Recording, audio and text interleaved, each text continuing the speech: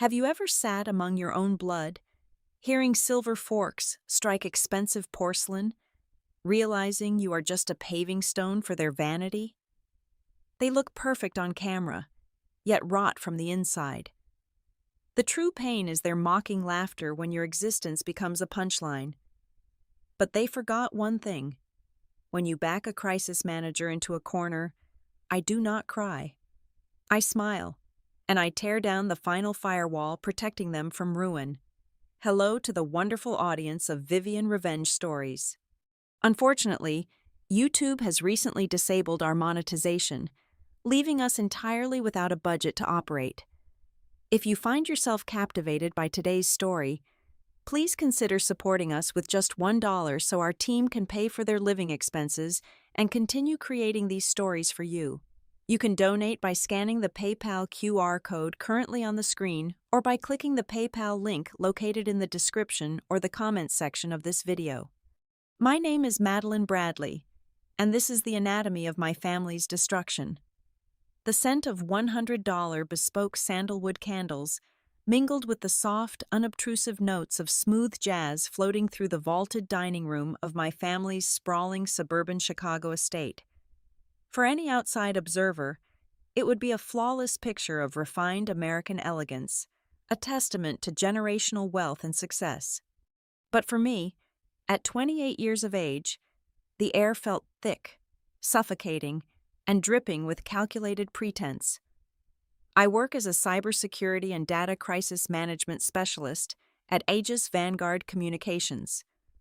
While my family dressed in vibrant designer silks and tailored Italian suits, always projecting an image of radiant, untouchable superiority, I sat at the very edge of the long mahogany table, like a quiet, forgotten shadow. I wore my usual dark charcoal blazer and black slacks, perfectly content to blend into the background. I was an absolute anomaly in their glittering, hyper-curated world. My keen, analytical eyes observed the actors on this domestic stage. There was my mother, Victoria, proudly posing as a compassionate social activist, though her highly publicized charity galas were nothing more than shallow, high-society photo opportunities designed to stroke her own ego. Beside her sat my father, Julian, a former state politician whose polished, blindingly white smile hid dozens of offshore financial secrets and dirty corporate handshakes. Across from me was my sister, Chloe, a lifestyle influencer boasting over 2 million followers, her entire personality artificially engineered for maximum online engagement. And holding court at the head of the table sat my older brother, Liam, widely hailed by the media as a boy genius chief executive officer of a revolutionary tech startup that was currently the talk of the entire industry. Tonight was supposed to be a grand celebration. We were gathered to toast Liam's startup officially securing its third round of venture capital funding, bringing in tens of millions of dollars. Crystal champagne flutes clinked repeatedly as my parents sang endless praises to his unparalleled intellect and visionary leadership. I remained entirely silent, sipping my glass of plain filtered water, completely invisible to the very people who shared my DNA. Throughout the lavish 5-course meal, my mere presence was weaponized. I was the dark, dull backdrop they deliberately used to make Chloe and Liam shine even brighter. When Chloe bragged about securing a massive new brand deal, Victoria smiled warmly at her, then threw a sharp, pitying glance my way.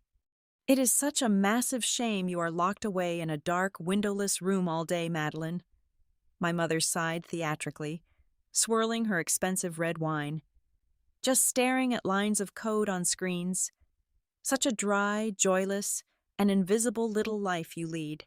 Not everyone can have Chloe's natural charisma, or Liam's sheer brilliance, I suppose." I offered no rebuttal. I never did. Finally, the uniformed maid brought out dessert, placing a flawless, beautifully glazed lemon tart in the exact center of the table. The sweet, sharp citrus scent filled the room. Victoria took a delicate sip of her vintage Bordeaux, her perfectly painted lips curling into a smirk as her eyes locked onto mine across the flickering candlelight.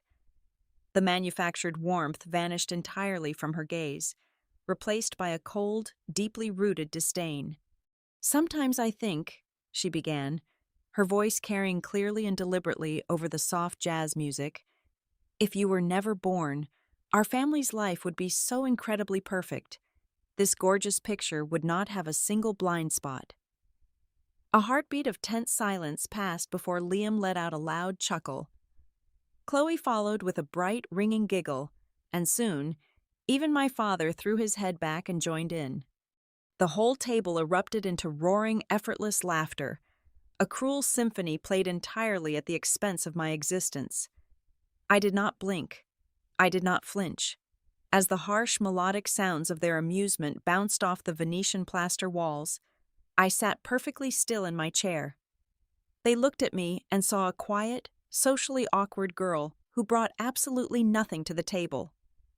They saw a black sheep, a disappointing genetic anomaly in their flawless lineage. What they failed to comprehend, in their staggering arrogance, was that I was not the family disappointment. I was the structural integrity of their entire universe. I was the firewall. For years, I had stood completely invisibly between their glittering, fraudulent lives and total unmitigated ruin. Let us start with the golden boy, the genius entrepreneur. The media adored Liam. They loved his charismatic keynote speeches, his sleek, minimalist aesthetic, and his grand promises of an artificial intelligence revolution. But behind closed doors, away from the flashing cameras, Liam was a fraud who could barely write a basic functioning script without triggering a massive system failure. 2 years ago, on a freezing Tuesday morning at 3 o'clock, he showed up at my apartment doorway weeping like a child. The beta version of his startup's application was a catastrophic mess of conflicting code, completely unviable. The venture capitalists were demanding a live demonstration in exactly 48 hours, and he had nothing but a broken prototype. I stayed awake for 2 straight days, surviving on black coffee and sheer willpower. I completely ripped out his garbage architecture and wrote a proprietary, highly advanced machine learning algorithm from absolute scratch. That exact algorithm became the core intellectual property of his company. It was the sole reason they just received that massive check for tens of millions of dollars today. Liam did not build a tech empire. He was simply the well-dressed mascot for my severe sleep deprivation. Then there was Chloe, the beloved darling of the internet. Millions of young girls wanted her life, her meticulously curated wardrobe, and her flawless daily aesthetic. But authenticity does not pay the bills in the modern digital age. Manufactured metrics do. When her online engagement started plummeting drastically 3 years ago, a major luxury cosmetics brand threatened to terminate a contract worth hundreds of thousands of dollars. She called me in a state of utter panic, begging for my help to save her career. So I built her a ghost army. I coded and deployed a highly sophisticated, self-sustaining botnet that currently generated exactly 80% of her total follower count and daily interactions. My system flawlessly bypassed the strict security protocols of the major social platforms, leaving organic-looking comments, generating fake shares, and boosting her analytics to astronomical heights. I even wrote a customized automated script to scrub any negative comments or accusations of fraud within 0.5 seconds of them being posted. Her entire influential empire was nothing but a digital mirage, fully powered by remote servers that I personally paid thousands of dollars out of my own pocket to keep running. The systemic corruption, however, trickled all the way down from the top of the family tree. My father, the esteemed former state politician, loved to project the noble image of an honest, hard-working public servant. Yet, his various political action committees had a funny habit of funneling wealthy donor money into anonymous shell corporations. Every single month, like clockwork, I ran complex, military-grade encryption algorithms to completely mask his digital footprint. I meticulously routed his illicit financial transfers through dozens of different overseas proxy servers, so the federal tax authorities would never find his hidden offshore bank accounts in the Cayman Islands. And my mother, the great philanthropist who just wished I was never born, had a personal email inbox full of extremely damning correspondence. Her messages detailed exactly how much of her charity foundation's tax-deductible donations went directly toward funding her luxury shopping sprees in Paris and Milan. I routinely wiped her metadata, sanitized her private servers, and permanently deleted the digital trails. If I missed a single keystroke, if I took just one day off from playing their secret guardian, Julian and Victoria would be trading their tailored designer suits for federal prison jumpsuits in a matter of weeks. I had spent the entire decade of my 20s building these massive, invisible fortresses for them. I sacrificed my weekends, my personal relationships, my mental health, and my own career advancement to be their silent, reliable custodian. I rationalized the relentless exploitation every single day. I convinced myself that if I made myself truly indispensable, if I saved them from their own staggering incompetence and reckless greed, time and time again, they would eventually look at me with the same glowing pride they reserved for each other. Underneath my cold, heavily guarded technical exterior, there was a deeply pathetic, desperate child who just wanted a fraction of her family's love and validation. I genuinely thought my endless utility would eventually earn me a permanent, respected seat at the dining table. But as their cruel laughter washed over me tonight, blending perfectly with the clinking of expensive crystal glasses, that pathetic, hopeful child inside my chest finally stopped breathing. The grand illusion I had maintained for so long shattered into a million irreparable pieces. They did not see me as a savior. They did not even see me as a human being with feelings. To Julian, Victoria, Liam, and Chloe, I was not a daughter, and I was not a sister. I was merely an appliance. I was free, open-source utility software that they could run quietly in the background, entirely unappreciated and completely taken for granted, while they proudly took all the public credit for the flawless interface. The dining room, once a chamber of suffocating tension, had fully transformed into an echo chamber of their collective amusement. The sound of their laughter bounced off the crystal chandelier above us, sharp and entirely unburdened. Chloe, always capitalizing on a moment of high drama for her audience, instinctively reached for her phone. I watched the harsh, bright glow of her screen illuminate her perfectly contoured face as she opened her camera application. She was recording the tail end of my mother's cruel joke, no doubt planning to upload it to her daily story with a witty caption about dealing with the moody, socially inept sister. The sheer casualness of their cruelty was breathtaking. They were not even trying to be deliberately malicious. Destroying my dignity was simply their favorite after-dinner entertainment. I sat perfectly still, my hands resting lightly on my lap, and I looked at each of them. I looked at Liam, wiping a tear of mirth from his eye. I looked at my father, shaking his head with a wide, white grin. I looked at Chloe, pouting for her digital audience. Finally, I looked at Victoria, whose eyes still held that icy, triumphant gleam. For 28 long years, a massive, heavy knot of desperation and pain had lived right behind my ribcage. It was a constant, aching pressure, a desperate yearning to prove my worth, to earn a single genuine word of affection. But in that exact second, as their laughter washed over me, that heavy knot simply evaporated. It did not burn away in a raging, fiery inferno of sudden anger. A crisis manager does not allow emotions to run hot. Instead, the pain completely froze over, hardening into something cold, dense, and absolutely unbreakable, like liquid nitrogen coursing through my veins. A strange, intoxicating wave of pure liberation washed over my mind. I was finally free. Moving with deliberate, agonizing slowness, I lifted my right hand. The entire table was still chuckling, entirely oblivious to the monumental shift occurring right in front of them. My fingers found the heavy, ornate silver dessert fork resting beside my pristine white porcelain plate. I did not throw it. I did not slam it down. I gently, almost reverently, picked it up and placed it softly onto the table, perfectly parallel to the untouched, yellow-glazed lemon tart. The tiny metallic clink of the silver hitting the polished mahogany wood was incredibly quiet, yet somehow it cut right through their amusement. And then I smiled. It was not a bitter smirk. It was not a sarcastic grimace. It was a radiant, teeth-baring, entirely genuine smile.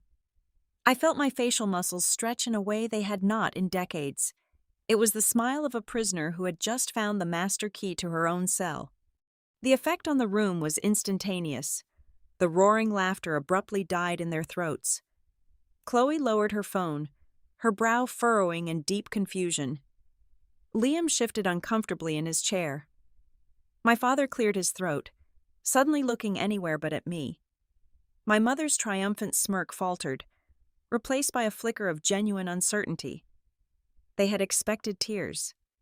They had expected me to storm off in a fit of silent rage. My pure, unadulterated joy absolutely terrified them. I pushed my chair back, the wooden legs scraping softly against the expensive Persian rug beneath us. I stood up, smoothing the front of my dark charcoal blazer. I felt taller, lighter, as if gravity had somehow lost its grip on me. I looked directly down at Victoria, locking my cold eyes with hers. I gave her a single respectful nod.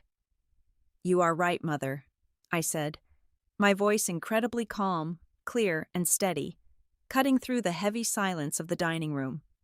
"It is time for this blind spot to disappear." I let the words hang in the air for a fraction of a second, watching their minds struggle to process my reaction. Then, my smile widened just a fraction more as I delivered my final farewell. "I guess you'll love what I'm about to do next." I turned on my heel and walked out. I did not rush.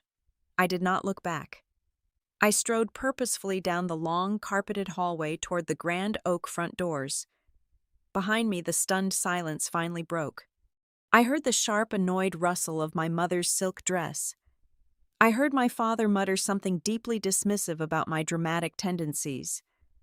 I heard Liam sigh loudly, complaining that I was trying to ruin his celebration night. They were completely convinced that this was just another one of my pathetic, silent tantrums. They genuinely believed I would be back by Sunday morning, ready to sit quietly in my dark corner and fix their problems. They had absolutely no idea that the girl they knew had just died at that dining table. By the time I stepped out into the cool, crisp evening air and slid into the driver's seat of my car, my heart rate was a perfectly steady 60 beats per minute. I did not shed a single tear.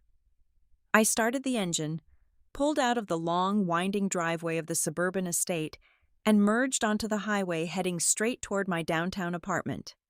I reached over to the dashboard and turned on the radio, blasting a heavy, rhythmic classic rock anthem that vibrated through the floorboards. As the city lights blurred past my windows, my highly analytical mind immediately slipped into its natural operational state. In my line of work, when a massive system failure occurs, we implement a strict protocol called triage. It is a medical term adapted for data crises, prioritizing exactly which critical systems to save first when everything is bleeding out. But tonight, as I gripped the steering wheel, I was not planning a rescue operation. I was drawing up a mental whiteboard for a reverse triage. I was calmly, systematically categorizing the exact structural vulnerabilities of my family's digital lives, ranking them by severity, and deciding exactly which life support systems I was going to shut down first. The drive took exactly 45 minutes, and by the time I pulled into my apartment parking garage, the entire architecture of their destruction was perfectly mapped out in my head. I unlocked the heavy deadbolt to my downtown apartment and pushed the door open. The space was pitch black, entirely silent, and exactly as I had left it earlier that evening. I walked straight past the kitchen, completely ignoring the blinking red light on the coffee maker, and stepped directly into my home office. I dropped my car keys onto the wooden desk and reached down to power on my primary workstation. One by one, 4 massive ultra-high-definition monitors flared to life, casting a cold, sharp, and brilliantly blue glow across my face. I sat down in my ergonomic mesh chair and slowly cracked my knuckles. The rhythmic, heavy mechanical clatter of my keyboard, breaking the midnight silence, was the only overture to the digital guillotine I was about to drop. I was no longer the quiet, awkward sister sitting in the corner of a dining room. I was the supreme system administrator, and I held absolute root access to their entire fabricated reality. I opened the first black terminal window. Target number 1 was my beloved sister, Chloe. I established a secure shell connection to the encrypted control panel of the ghost network I had painstakingly built to sustain her pathetic influencer career. Row after row of active server nodes scrolled rapidly across my far left screen, representing thousands upon thousands of automated accounts working tirelessly to like, share, and relentlessly validate her shallow existence. I did not hesitate for a single fraction of a second.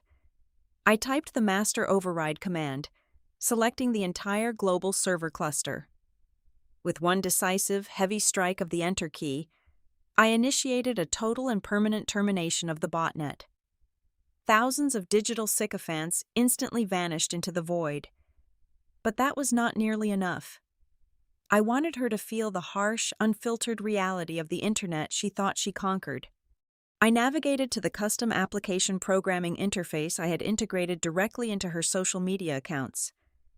This was the automated, highly sophisticated shield that actively scanned and deleted any negative comments, spam, or scam accusations within a tenth of a second of them being posted. I highlighted the active execution script, permanently deleted the authorization tokens, and severed the connection entirely. The digital floodgates were now wide open. The wolves of the internet, whom she had been blissfully protected from for years, were about to descend upon her pristine comment sections completely unchecked. I smoothly shifted my focus to the second monitor. Target number 2 was Liam, the celebrated boy genius. I established an encrypted virtual private network connection to the primary cloud infrastructure hosting his highly praised, multi-million-dollar tech startup.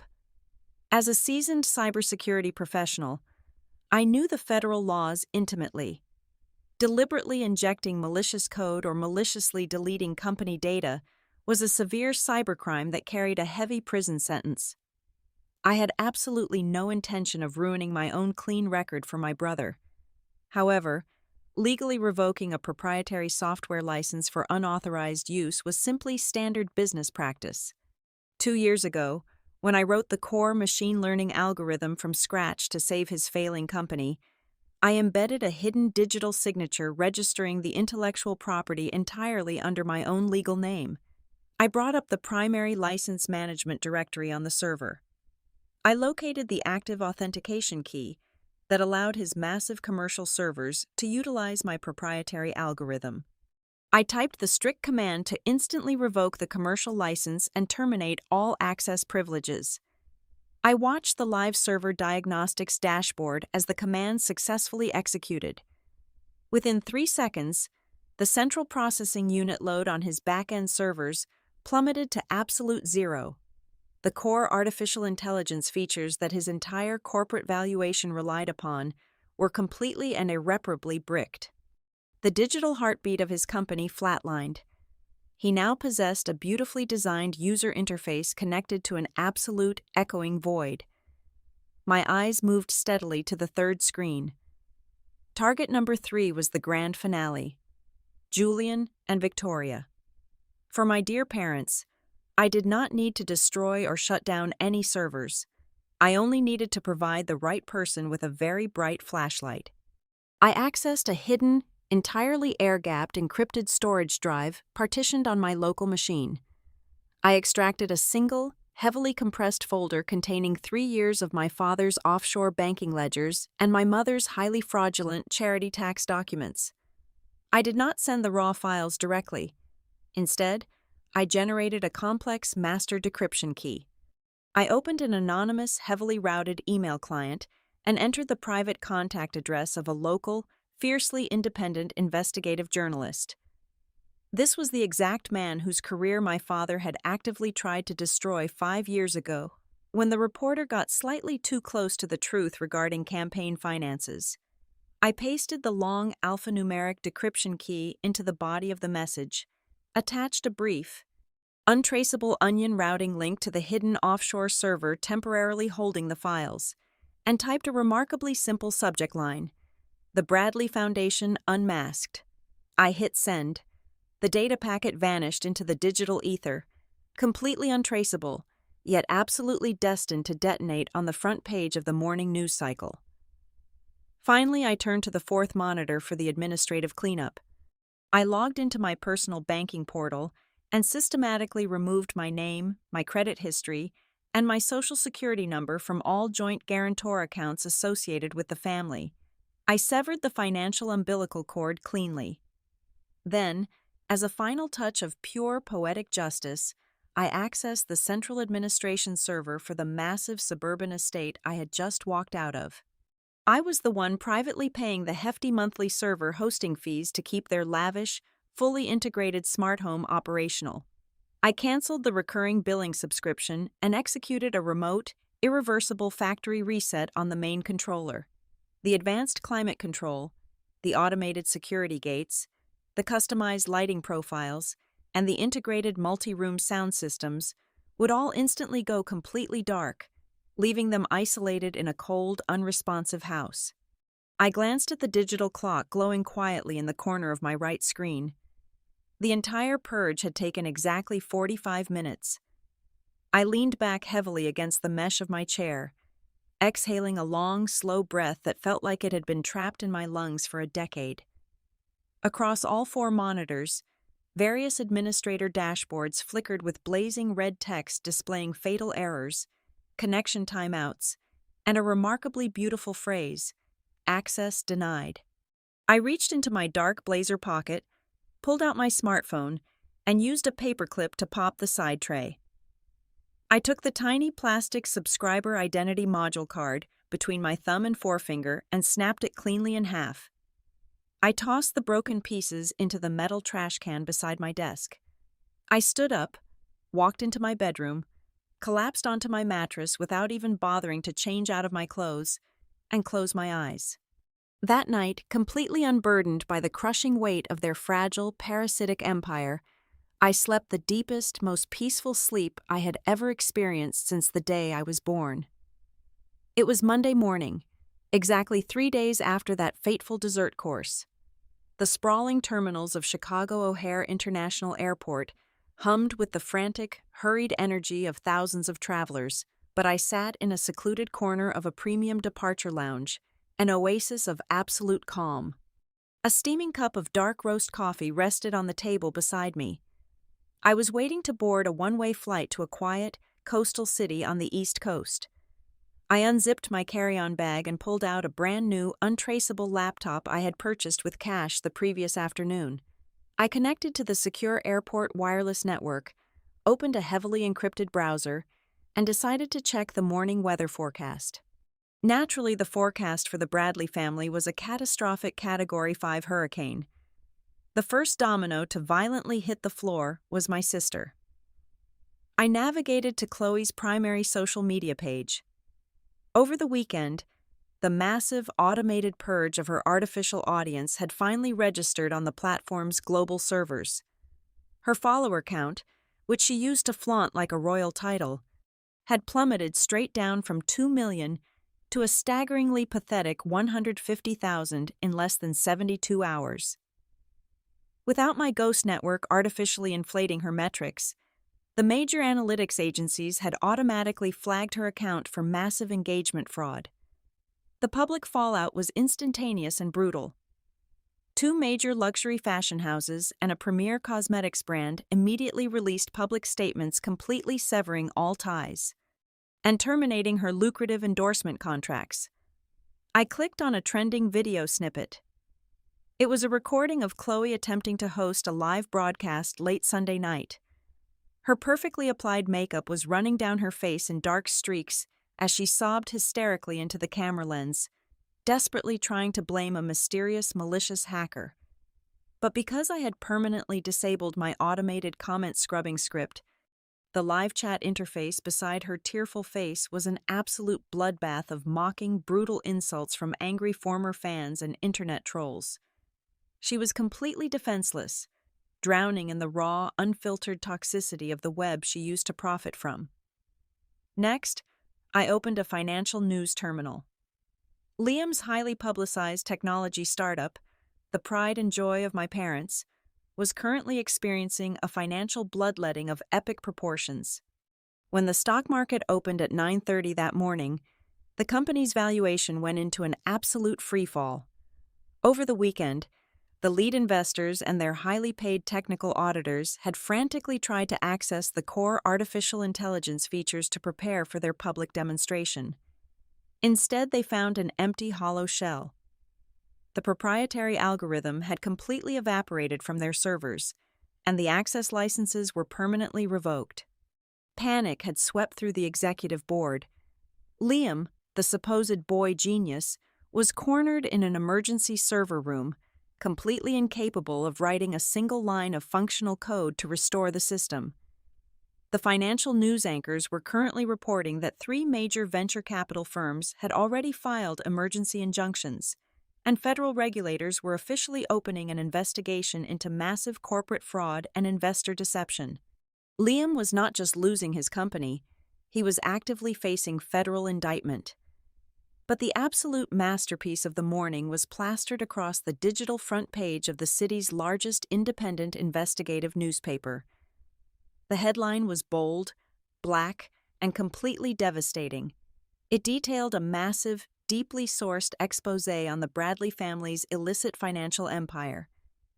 The journalist I had anonymously contacted had spent the entire weekend verifying the decryption key and analyzing the treasure trove of offshore banking ledgers and fraudulent charity tax documents. The article meticulously outlined exactly how my father, Julian, had funneled illegal campaign contributions through shell companies, and how my mother, Victoria, had used philanthropic donations to fund her extravagant European shopping sprees. The financial fallout was already in motion.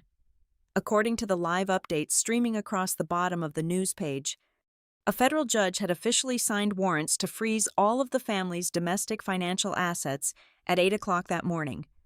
And just as I took a slow, satisfying sip of my coffee, a breaking news alert flashed on the screen reporting that federal agents from the Financial Crimes Division were currently knocking on the heavy oak front doors of the suburban estate. I casually opened my secure email client. Before I destroyed my old phone and completely vanished, I had set up an automated script to forward any correspondence from my family's domains to a temporary anonymous inbox. The unread count currently sat at over 400 messages. I scrolled through the subject lines, watching the rapid, desperate devolution of their collective psyche over the past 3 days. On Friday night, the emails from my father were furious, issuing strict commands and demanding I return home immediately to fix the broken smart house and the internet routers. By Saturday afternoon, as Liam's servers crashed and Chloe's followers vanished, the tone shifted to severe, panicked threats of legal action. But by early Monday morning, as the federal investigations leaked to the press and the bank accounts were locked down, the arrogance completely shattered. The most recent emails from my mother were lengthy, frantic, and pathetically begging. "Please come home right now, Madeline. You are our savior, the only beloved daughter who can fix this and save the family," she wrote in her final, desperate message. I read their desperate pleas, feeling absolutely nothing but a quiet, profound sense of closure. I did not type a single letter in response. I did not feel the need to gloat or explain myself. I simply moved my cursor to the top of the screen, selected the entire inbox, and clicked the delete button. The digital trash bin emptied, leaving a pristine, blank white screen. I smiled, a genuine, warm expression that reached all the way to my eyes, and gently folded the screen of my laptop down. A polite voice crackled over the airport public address system, announcing the final boarding call for my flight to the East Coast. I picked up my bag and joined the line of passengers moving toward the gate. On that fateful night over dessert, they had boldly announced to the room that they wished I was never born. They wanted a perfect picture without me in it. So I simply granted them their deepest wish. I made myself cease to exist in their world, and without my invisible support holding up the frame, their perfect picture completely tore itself apart. Exactly 1 year later, the suffocating atmosphere of suburban Chicago felt like a lifetime away. I was now living under a legally established independent consultancy banner in a peaceful, remarkably quiet coastal town in Maine. The air here smelled of salt and pine, a sharp and beautiful contrast to the expensive sandalwood candles of my past. I had built a new life, surrounded by a small, tight-knit circle of genuine friends and brilliant peers in the cybersecurity sector. They invited me to dinner because they valued my intellect and my company, not because they needed a free utility program to fix their messes. For the first time in my 29 years of life, I was a human being. But ghosts of the past rarely die quietly. On a crisp Tuesday afternoon, an encrypted email managed to bypass my standard business filters. It was from a corporate defense attorney representing my brother, Liam. It was a desperate, thrashing final move from a family backed completely into a corner. The message was dripping with aggressive legal jargon, threatening to sue me for intellectual property sabotage and gross negligence. They claimed my sudden departure and system shutdowns had caused tens of millions of dollars in financial damages to the family estate and the tech startup. They demanded I surrender the master codes immediately or face total financial ruin. I sat at my rustic wooden desk, looking out at the gray, churning ocean, and felt absolutely nothing but mild amusement. I opened my secure archive, retrieved a specific, digitally notarized file, and drafted a remarkably brief reply. The truth was, 3 years ago, when Liam and my father were frantically trying to launch the startup and hide their financial trails, I had placed a thick stack of complex legal authorizations, non-disclosure agreements, and operational contracts on my father's mahogany desk. Blinded by their staggering arrogance and fueled by their deeply ingrained habit of treating me like a mindless secretary, they simply skimmed the cover pages. Too lazy to read the fine print, and too dismissive of my intelligence to suspect anything, they blindly signed every single signature line. I attached the scanned documents to the email and highlighted the core stipulations. The legally binding contracts explicitly stated that I was the sole and exclusive legal owner of all proprietary algorithms and network architectures. Furthermore, the documents contained an ironclad liability clause dictating that Liam and Julian bore 100% of the legal and financial responsibility if my technology was used for unauthorized commercial profit or illegal financial routing. My grand 45-minute purge was not an act of corporate sabotage. It was a legally protected asset seizure, a lawful enforcement of my contract to protect myself from their active criminal endeavors. Legally speaking, I was the victim of their massive intellectual property theft, and they were the sole perpetrators. I hit send. Exactly 12 minutes later, my screen pinged with a reply. The highly aggressive attorney sent a frantic, deeply panicked message formally withdrawing all threats and officially stating that the Bradley family would never attempt to contact me again. The realization must have hit them like a runaway freight train. They had not just been destroyed by my absence. They had literally signed their own financial death warrants years ago without having any idea, all because they considered my existence too insignificant to take seriously. I calmly closed my laptop and walked out the back door of my cottage, stepping onto the rocky Maine shoreline. I closed my eyes and took a deep, grounding breath, letting the cold, biting sea air fill my lungs completely. They wished I never existed, I whispered to the crashing waves. I showed them that their world was actually just an illusion kept alive by my breath. Now, I keep that breath for myself. Thank you so much for listening to my journey today.